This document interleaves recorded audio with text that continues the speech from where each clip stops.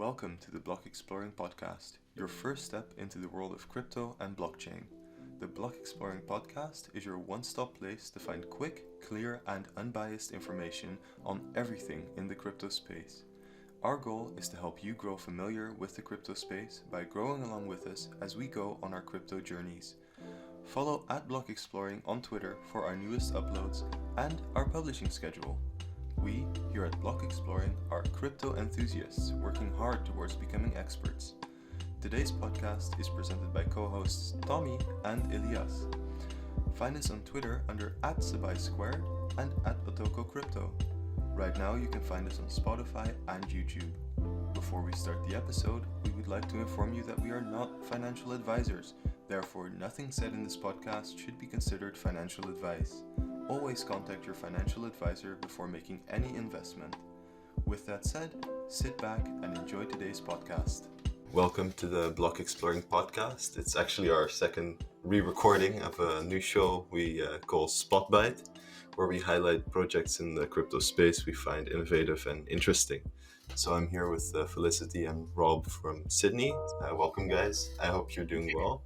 It's evening for you, right? Isn't it? Yep. Evening and very cold as Australia. So yeah, nice having it.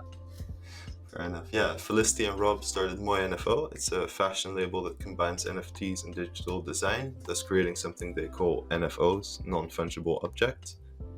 With that said, I'm interested in hearing all about how, what MOY NFO does and how it came to be. So, tell me about it.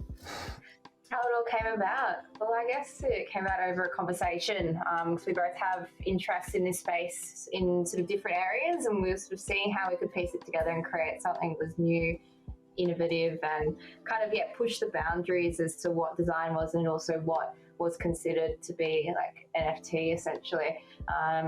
We put it together about a month and a bit ago now, and it's just been growing and growing, and we're sort of looking all over the place, different technologies, and just really exploring how we can piece together all these different parts of the puzzle. So Rob also had a different sort of angle on it as well, I guess. Well, it sort of started, you did a fashion assignment last year, wasn't it? My graduation time. Yeah, and it sort of incorporated a lot of the stuff that we do now, but in a much more sort of basic form, I guess. Once, the NFT boom sort of happened this year, and then I remember that you showed me your assignment, and I sort of put two and two together and thought, why don't we try and combine it? Yeah. It's just got bigger and bigger as time's gone on, as there's been more avenues that have opened up for us as well, and more people that we've been chatting to, and sort of, doors opening and different info coming to the fore, which has been really interesting as well for us. Nice. It's interesting that you mentioned about the doors opening. When I looked at your website, you guys wrote a part about fashion and like gatekeeping, and how your way of approaching fashion and NFTs kind of works around that. Could you explain maybe a bit about how you guys, do that? Well, it sort of came about as, or at least on my side, the crypto side, I guess. Everything is like anyone can get to it. I want it to be extremely accessible to anyone because, traditionally, a lot of people are probably scared of sort of cryptocurrency things. I guess they think it's going to go to zero or something really bad's going to happen. So I wanted to try and make our sort of website design as simple and as traditional as possible. So like if you go to our online store, like it looks just like any other online store. It's just you have to have a digital wallet to get to it. Yeah, and I guess talking about gatekeeping in fashion, it is one of the industries which is almost the opposite to what crypto tries to be. It's very closed. It's very much you have to know someone to get in. And I guess combining the two worlds together, we've tried to create a product that is really, you can enter it if, because you can, and there's no sort of boundaries to it, and there's no boundaries to engaging with the technologies that we've been exploring. And I guess it's also looking at making it more approachable and more fun, and sort of looking at it in a way which is very tangible for everyone. Like everyone buys clothes, wears clothes, has interacted with the garments before. So for us, it was about removing the gatekeeping on multiple levels, just to make something that was accessible, and really just wanted to express creativity and new technologies sort of across the board. Yeah. That's super interesting. Yeah, that's super interesting, especially like you can really tell the sort of values that you guys bring to your brand as well, and what MOY NFO might represent. And in crypto, it's very quick, right? Things are happening every day. It's like very quick cycles, and it's often hard for projects to have a very long-term vision. And we're sort of just curious about what you think your long-term vision is. Yeah, so I think long term we want to sort of be a streetwear brand that's in the mainstream, I guess. And that's sort of, like I said before, goes with the our website design. Looks just like any other streetwear website. It's transactions are almost exactly the same. It's just use the digital wallet instead. Yeah, I guess long term as well. We're seeing a lot of digital fashion become quite mainstream as well. Like a lot of covers, a lot of fashion shows. Also, I know London Fashion Week got their first digital show. So that's also becoming more mainstream. So I guess in that respect, it will become more in there. But then having the NFT side of it, that will also, I think, be definitely here to stay. So in both worlds, it is sort of becoming more and more mainstream. And I guess the technology and the processes we're using, we also want to be scalable so we can grow as well. So I think Rob has some really good ideas that we're building on, also with the design. So long term, it's definitely just an evolving sort of snowball of ideas and technology and just exploration. Yeah. Like you said on the Digital Fashion Week, so we've been sort of looking around at sort of other sort of businesses like, I don't want to name any names, but there's some larger businesses that sort of have all these rumors of, breaking into the digital fashion space with NFTs. But none have really sort of come out yet. So we wanted to bring something to market before them. Get in there first, Right. Long term, I think we'll be seeing a lot more of that. Definitely. Yeah. Makes sense. nice. And like from a production standpoint, like what are you guys thinking about that? Because a big thing is fashion, is fast fashion and environmental effects of fashion. So what are you guys doing on the production side of things? And are you guys made in Australia?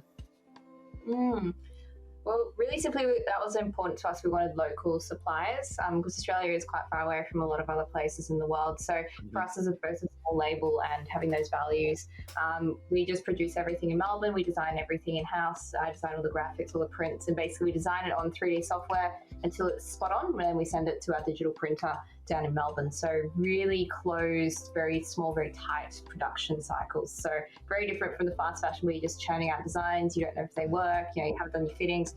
We very much use technology to aid that process and make it more environmental and sustainable in the long term, both cost-wise and environmental-wise. Yeah, and like you're saying, I think we have lower quantity products, and like we don't have any waste with the prototyping, I guess you would call it, and like testing. So yeah, and the NFT side of it as well, we've tried to be sort of more conscious of that because there's been a lot of talk, and I think when we're talking to people outside the space as well, that's almost the first perception they have is like, oh, but what about all the environmental effects of that side of things. So we've tried to look into, I know you know a lot more about this, Rob, but like different sort of blockchains that we can use. Right now we're just using Ethereum. That's just the easiest one to use at the moment, but with Ethereum 2.0 coming out, that'll bring down this sort of energy consumption quite a lot. So we're definitely looking forward to that. Yeah, definitely. Hopefully that comes sooner than later. I think it's very anticipated, especially for people in the NFT space, because when gas prices are really high, it's also very, very expensive to mint NFTs. And I presume that's a big benefit that you guys might be looking for as well. Yeah, definitely. Nice. So I have a question for you guys. Before you started this, were you guys both already into crypto or NFTs, or what really drew you into the space? Well, I've been into crypto for a little while, but you were very new to it. You sort of had no idea. I very much like this, the aesthetic and the creativity of it all. And then you brought me into more like the tech and like more like technical side, all the sort of like ins and outs of it, and I became quite interested. But you know a whole lot more than me, so I've been guided by your knowledge and process, and then looking at the aesthetic side and how that has developed in the NFT space with a very like signature look and appeal. And yeah, I guess. Well, I thought what was really interesting, you found out about NFTs before you sort of knew anything about crypto, which was quite interesting. Which is the opposite way around almost to a lot of other people like you. Yeah, but I think this year that's the case for most people, right? They hear about NFTs first and they get into it. I mean, it was on SNL and everyone was talking about NFTs, and that sort of was their gateway into crypto, this fantastic little world of crypto. Yeah, no, exactly. I very much enjoyed going down the rabbit hole that is crypto. A lot to learn. I feel very much like a newbie, but no, it's such a fantastic space, and I'm so glad that NFTs have brought a lot of people in, because it's become a whole lot more like creative and ideas bouncing around, and a lot of people learning from other people, which is really great for especially like podcasts like you guys. You know, really just getting the information out there, and just really, really good. Sort of sharing space, I think, which is crypto. In particular, I feel like the NFT space is very supportive. Oh, definitely. Yeah. It's also good that like a lot of digital artists are actually making income now, which before definitely wasn't the case. Yeah. Right. But what's the creative process behind creating a MOY NFO piece? So we look at it from two angles. So we obviously, our NFOs exist in a physical state and a digital state. So in the digital state, we start designing that first. So we design the aesthetic.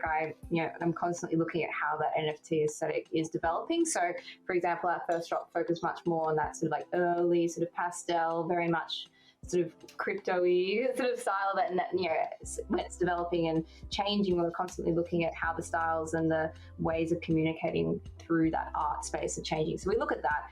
We develop our garments with, you know, references and styles and motifs, and do all the prints because we are a print-based sort of label.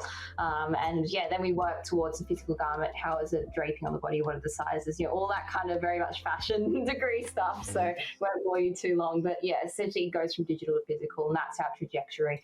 And then, you know, you're looking at more like the tech side. How do we make our site the best, most functional? How do we integrate marketplaces? All those kind of ideas are then integrated as that's bubbling along that production line. Yeah, so I essentially sort of look at the stuff that you're designing for the physical pieces and sort of base, you know, the website and stuff off that. Oh, fair.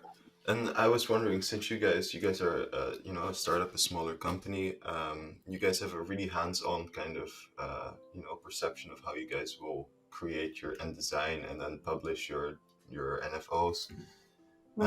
With larger corporations, you tend to see a bit of a slower approach. For instance, if you look at like DeFi, PayPal adopted Litecoin, but what PayPal does is it accepts the Litecoin, but then immediately sells it. And that's kind of how it makes use. It just kind of transfers it into fiat instantly. And that's what it bases itself off. How do you see the more established, old school, kind of traditional fashion brands embrace the crypto space and NFTs in general? Well, they've sort of been dipping their toes in, I guess. So like the $12 Gucci shoes is probably a very good example of that. They're trying to get into it. I don't think they want to go like all in straight away. Yeah. I think it's because fashion's quite an old industry when you think about it. It's been doing the same thing year in, year out, season after season. And I think, you know, especially even talking to colleagues at work, when we sort of explain, you know, what we're doing is a bit of a side hustle. They're like, well, you know, what? Like, oh, you do hoodies? It's like, no, but there's this a whole extra layer. And I think the communication of it all is the most important thing for traditional fashion to adopt it. And I think, you know, whether that's through getting really good facts on the ground, whether that's having, you know, your information right, you know, using the terms correctly, I think that's going to be the way they'll have to do it, because to make use of the great technology that's out there and the great processes, which we've been able to do on a very small scale. On a large scale, it's so much harder when your audience is so able to go and get a hoodie from the shop. Is not quite the same process and thinking behind it all. Yeah. Yeah, and I think right now we're going for a very specific audience, I guess. Then we'll sort of branch out where the traditional fashion brands can sort of just get everyone in one go. Yeah. Nice. And overall, like, where do you feel the direction of NFT fashion is going in, and like NFOs in general?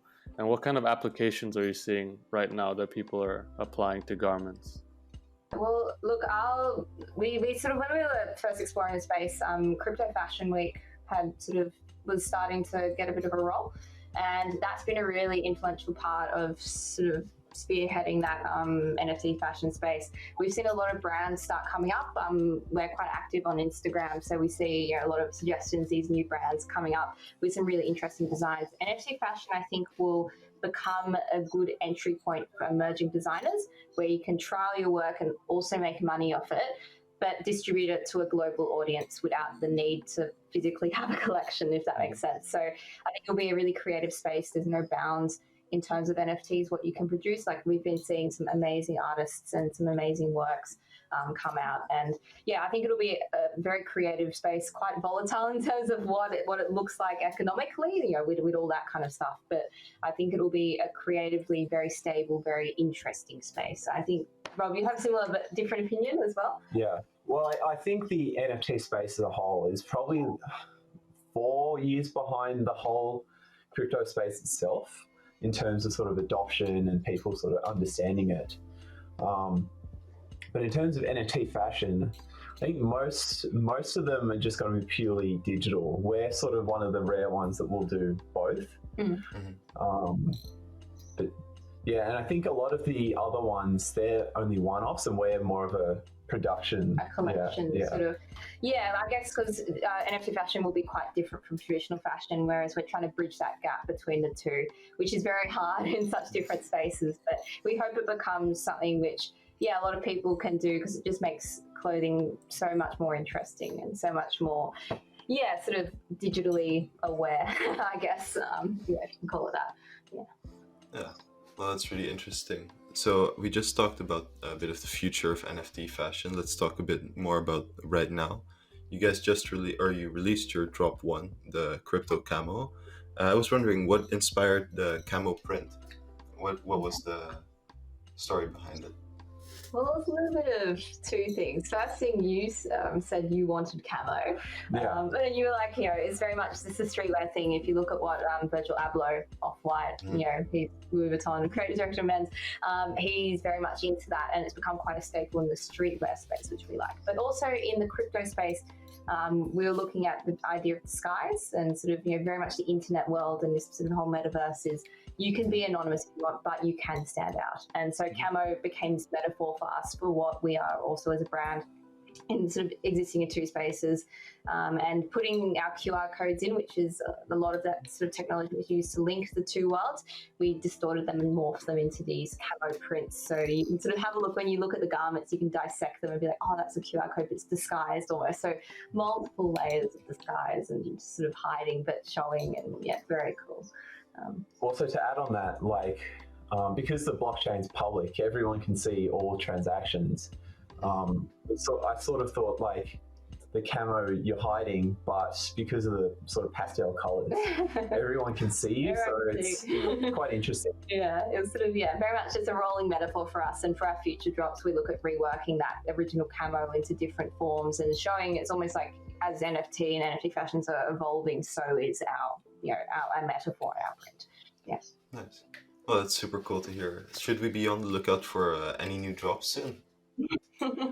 Oh, look, we're giving something away, but no, we've got another one in the works at the moment, which we're probably about 50% of the way through in terms of the realization of it, and we're involving a lot more technology in this one. So, it's becoming very much this whole world that we're creating. So definitely stay tuned and have a look at it when it does drop. There'll be little sneak peeks along the way, won't there? Yeah, this one is going to be very interesting. There's going to be some very cool. new, very interesting concepts in it. So Some it's new very technologies exciting. too, so stay tuned.